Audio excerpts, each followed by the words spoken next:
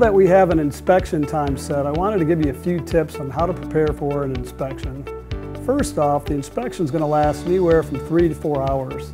Be sure to be gone from the house. There's nothing that you can do to affect the inspection anyway, although there are a few things that I want you to do before you leave the house. First off, make sure you've replaced any burned out light bulbs. Otherwise, the inspector is going to say the light is not functioning as intended. It's a little frustrating when they say your light fixture doesn't work and it's just the light bulb. Also, if you have a dirty AC filter, make sure you change that too. Otherwise, the inspector will want the whole system cleaned and serviced. The other things that you need to be aware of are the electrical panels on the outside. If you have a lock on it, be sure to unlock it.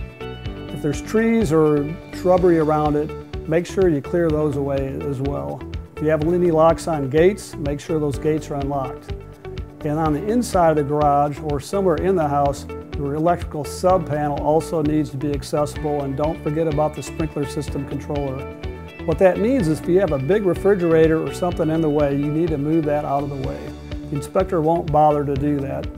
Now, if your home is vacant, make sure you have all the utilities on, and be sure that there's nothing blocking the accessibility of any attic ladders in the garage or in the home. They'll need access to the attic, and the only way to get up there are through the attic stairs. It may take several days before we actually get a response from the buyer, so be prepared to wait for at least a day or maybe even 2 days before we hear anything about the inspection. At that time, they'll offer an amendment to the contract. It's my job to negotiate the best terms. Bottom line is we'll get the best results for you. Thanks so much, and we'll talk to you soon.